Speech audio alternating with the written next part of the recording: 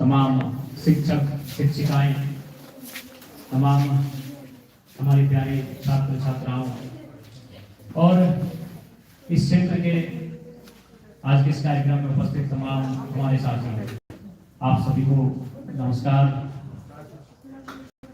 आज पारसनाथ कॉलेज, बिल्कुल पारसनाथ का जिक्र आता है तो किसी भी शख्स के सामने गांव की तस्वीर आती है। वो गांव, उस गांव में खेती के माध्यम से हल चलाकर अपनी जीविका का उपार्जन करने वाले किसानों की तस्वीर सामने आती है और उसी बीच एक तस्वीर आती है उसी किसान परिवार की बहनें भाई लोग अपने कंधे पर केवल बस्ता लेकर नहीं, उस परिवार की एक उम्मीद को लेकर इस विद्यालय की दूरी को तय करते हैं। काफी कम उम्र में उनकी आंखों में बहुत लंबे लंबे सपने होते हैं और उस सपनों को पूरा करने के लिए वह एक रास्ता ढूंढते हैं। वो रास्ता आपके शिक्षक होते हैं। आप अपनी उम्मीदों को, अपने सपनों को लेकर यहाँ तक आते हैं और आज इस कॉलेज प्रांगण में मैं आप सभी से आग्रह करूंगा, क्योंकि वास्तव में आज अगर मैं आपके बीच विधायक के रूप में खड़ा हूं तो बेशक लोगों ने कहा और वास्तविकता यह है कि इस बार 2024 के सदन में मैं झारखंड का सबसे युवा विधायक हूं। लेकिन मैं युवा हूं इसलिए विधायक नहीं हूं, मैं अच्छा बोलता हूं इसलिए विधायक नहीं हूं, मैं इसलिए विधायक हूं क्योंकि मैंने उस कहावत को पुनः चरितार्थ किया है कि शिक्षा शेरनी का दूध है, जो जितना पिएगा उतना दहाड़ेगा। और पहला झारखंड के इतिहास का भी शायद मैं पहला विधायक हूं जो स्टूडेंट एमएलए। जो लोग भी विधायक बने वो पढ़ाई लिखाई छोड़ने के बाद विधायक बने। और आपको तो मालूम है हमारे सदन में 50 से 30% ऐसे विधायक जो शायद मैट्रिक भी नहीं किए। यानी हम झारखंड के 24 सालों के हिस्ट्री में पहला विधायक है जो स्टूडेंट एमएलए। स्टूडेंट लीडर तो होते हैं, स्टूडेंट लीडर हर कॉलेज में होते हैं, छात्र नेता होते हैं, लेकिन छात्र विधायक हम झारखंड के इतिहास में पहला है, क्योंकि हम अभी करंट स्टूडेंट। ऐसा नहीं मेरी पढ़ाई छोटी है। मैंने 2017 में मास्टर पास कंप्लीट किया है और उसी साल मैंने विनोबा भावे से एंट्रेंस टेस्ट दिया था पीएचडी का, उसको मैंने पास किया है और उसी 2018 में मैंने एडमिशन लिया है विनोद बिहारी महतो विश्वविद्यालय धनबाद में। और चूंकि पिछले 2 सालों में काफी आंदोलन रहा तो समय का अभाव रहा और पहला कि हम अभी अपनी पढ़ाई को जारी रखें, क्योंकि मुझे मालूम है कि आज मैं अपनी शिक्षा की बदौलत ही यहाँ तक आया हूँ। इसलिए आप तमाम मेरे जो छोटे छोटे भाई बहन लोग यहाँ बैठे हैं छात्र छात्रा के रूप में, आपको मेरा यही संदेश होगा। आज जिस जयराम महतो से आप परिचय हो रहे हैं, आज इसके चर्चे दिल्ली से लेकर उत्तर भारत से लेकर नॉर्थ भारत से लेकर कश्मीर तक है। चूंकि आज इस विधानसभा के चुनाव में जो हमारे पक्ष में परिणाम आया है, भले विधायक तो हमारी पार्टी से एक जीत कर गया है, लेकिन काफी ज्यादा वोट आने के कारण पूरी चर्चे हैं। तो उसका कारण यही कि हम पढ़े लिखे थे, पढ़े लिखे युवाओं को हम लोगों ने आगे किया, तो आज ये परिणाम हम लोगों ने हासिल किया है। तो इसलिए आपसे भी हमारी आग्रह होगी कि आप पढ़ाई लिखाई में कटौती ना करें, क्योंकि इसलिए मैं आपको ये संदेश देना चाहूंगा, क्योंकि मेरा मानना है कि आप कम से कम हमसे तो बेहतर परिवार से आते हैं। क्योंकि बहुत सारे लोग शिकायत करते हैं कि पापा की कमाई नहीं है, माँ के पास 2 पैसे नहीं है, इसलिए हम पढ़ाई पूरी नहीं कर पाते हैं। ये शिकायतें आपको अक्सर आती हैं। तो मैं आपको बताना चाहूंगा कि आप हमसे निर्धन परिवार से शायद नहीं होंगे। इसलिए नहीं होंगे क्योंकि मेरे परिवार में मैंने बहुत करीब से देखा, जब मेरा परिवार है तो मैं करीब से ही देखूंगा। मेरे परिवार में 20 साल ऐसा बीता है जहां कोई पुरुष मुखिया नहीं, यानी उस परिवार में आप कह सकते हैं मर्द नहीं। मेरे चाचा थे लेकिन दोनों आंखों से अंधे थे, तो घर को चलाने वाले हो नहीं सकते। यानी मेरे परिवार में मेरे जन्म के बाद से जब तक हम लोग बड़े नहीं हो गए तब तक मेरी माँ ने इस परिवार को संभाला।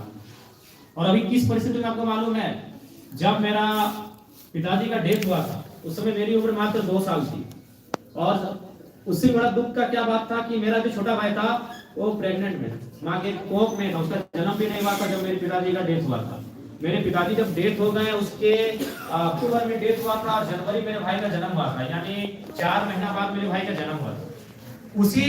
उसी साल पिताजी का डेथ हुआ था अक्टूबर में और मेरे दादाजी का भी डेथ हुआ था शायद जुलाई में। उसी साल में मेरे दादाजी मेरे पिताजी दोनों दुनिया के छोड़ के चले गए। और ट्रेजेडी क्या थी, मेरे से पहले मेरे 2 भाई बहन थे, वो भी काफी कम 1 साल 2 साल के अंदर उनकी भी डेथ हो गई। यानी मेरी माँ जिसने परिवार को संभाला, वो सोच सकते हैं कि किस कंडीशन में होगी। 2 बच्चे उसका डेथ हो चुका था, उसी साल ससुर जी का डेथ हुआ था, उसी साल वो 28 साल की उम्र में विधवा हो चुकी थी। और उस माँ ने मुझे पढ़ाया, उस माँ ने कभी कंप्रोमाइज नहीं किया। क्योंकि लोग जब आते थे तो बताते थे कि आपका बड़ा बेटा पढ़ने में बहुत तेज है, वो कभी हमको अपना घर का काम नहीं बोली। जहां तक हो सका हमारे लिए 2 पैसा जुगाड़ करके हमको पढ़ाने के लिए कार्य की। तो मैं आपको ये संदेश इसलिए बता रहा हूँ कि मुझे लगता है कि आप जो लोग यहाँ बैठे हैं, कम से कम आपके माता पिता आपको कहीं ना कहीं जुगाड़ करके व्यवस्था करके देते होंगे। तो इसलिए जब भी मन में आपको ये ख्याल आए कि आर्थिक अभाव में आपको अपनी पढ़ाई छोड़ना पड़े, तो एक बार आपको दुनिया नहीं, कम से कम अपने विधायक को याद कीजिएगा, मैं उस जगह से उठकर आया हूँ जहां से लोग सोच नहीं सकते। तो इसलिए कभी भी आप अपना किसी भी बहाना बना करके पढ़ाई को मत छोड़िएगा। ये पढ़ाई आपकी है जो शायद आपको बहुत सशक्त बनाएगी और आपको एक पहचान दिलाएगी। आज उसका उदाहरण मैं हूँ। इसलिए आपसे, और जहां तक एक विधायक होने के नाते मेरा आपको सहयोग करने की बात है, तो मैंने शुरू में कहा है कि आज कल ही मैं उपायुक्त महोदय से मिला, उससे 2 दिन पहले मैं उपायुक्त महोदय बोकारो से भी मिला, और उनसे मैंने फंडों के बारे में जाना कि कौन से फंड विधायक यूज कर सकते हैं। 3 फंड और 4 फंड के बारे में उन्होंने बताया। तो 4 फंड तो इस्तेमाल होंगे ही होंगे। मैं आज आपको विश्वास दिला के जाता हूँ, एक 5वां फंड होगा जो विधायक को आज के डेट में कोई भी अगर स्कूल के टीचर तो उनकी एक सैलरी होती है, कोई अगर पुलिस है तो उनकी सैलरी होती है, तो विधायक की भी सैलरी होती है। मैं वो अपनी सैलरी भी 75% आप लोगों के बीच रख देता हूँ।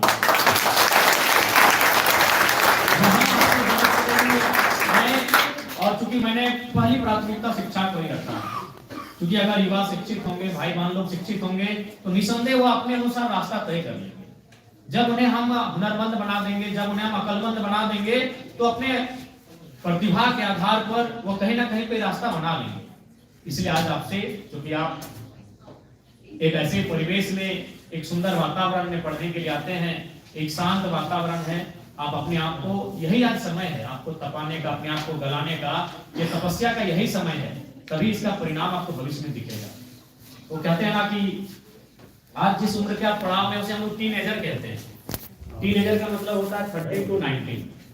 ये एक ऐसा उम्र होता है जिसकी तुलना हम एक नदी से करते हैं। नदी जिसमें बारिश के मौसम में, एक नदी को आप देखते होंगे, जब वो नदी अपने रास्ते पे चलती है तो अपने रास्ते से हट के चलती है, कभी पहाड़ों से टकराती है, कभी वृक्षों को डुबा के ले जाती है, कभी चट्टानों से टकराती है, और वो अपने तूफानी अंदाज में बहती चली जाती है, क्योंकि वो बरसाती नदी होती है। लेकिन अगर उसी नदी में अगर डैम बनाए तो वह डैम का पानी निर्जन ऐसे भूमि पर जाएगा जहां पानी की संभावनाएं नहीं है और विकसित होने का कार्य होगा।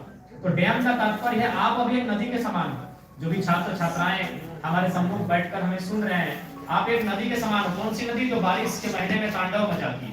आप उम्र के उस पड़ाव में हो, तो आप में जब तक डैम नहीं बनेगा तब तक आप किसी की उन्नति का कार्य नहीं करेंगे। तो डैम का मतलब है अनुशासन, डैम का मतलब है आपके शिक्षकों की निगरानी, डैम का मतलब है मर्यादा।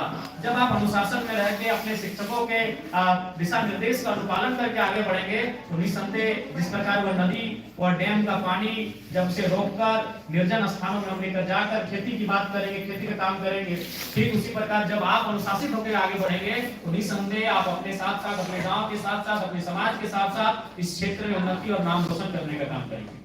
इसलिए आप सभी से हमारा अनुरोध होगा कि आप भोजन में कटौती कर लीजिएगा, अपने पहनाव में कटौती कर लीजिएगा, लेकिन अपनी शिक्षा को लेकर कभी कटौती मत कीजिएगा, उसमें कभी कंप्रोमाइज मत कीजिएगा। मैं आपसे यही आग्रह करना चाहता हूँ, आपको मैं यही संदेश देना चाहता हूँ। समय का अभाव है, और चूंकि इसके बाद भी 2-3 कॉलेज में हमारा आज कार्यक्रम है, एक विधायक के नाते जो भी आप हमसे अपेक्षाएं रखेंगे, आप निश्चिंत रहें। क्योंकि आपने कहा कि हम लोग युवा हैं, तो युवा दौड़ने वाले हैं, भागने वाले हैं, तो अपने अपेक्षा आपने जो रखा है, उस अपेक्षा से ऊपर उठकर हम आपका सहयोग करेंगे। आज इस कार्यक्रम में उपस्थित तमाम इस कॉलेज परिवार के टीचिंग नॉन टीचिंग, इस कॉलेज परिवार के तमाम स्टूडेंट्स, तमाम इस कॉलेज के अभिभावक जो आज सुनने के लिए आए हैं, उनके अलावा उपस्थित जो भी इस क्षेत्र के लोग हैं, हम सभी को हमारा यही संदेश रहेगा कि डुमरी एक ऐसा क्षेत्र है जो सुदूर ग्रामीण क्षेत्र है, जहाँ के लोग कृषि से अपना जीवन यापन करते हैं, अतः आज इस क्षेत्र में एक बेहतर एजुकेशन हब के रूप में हम लोग तब्दील करते हैं, ताकि यहाँ के बच्चों को हजारीबाग और इधर धनबाद नहीं, डुमरी में ही उसी तरह की शिक्षा प्राप्त हो। हम ये प्रयास करेंगे। आपके उज्जवल भविष्य की बहुत बहुत शुभकामनाएं। आपका भविष्य बहुत बेहतर हो, उसके लिए आज आपको संकल्प लेकर उस दिशा में बढ़ने की आवश्यकता है। पुनः सभी को धन्यवाद। बहुत बहुत धन्यवाद माननीय विधायक जी का।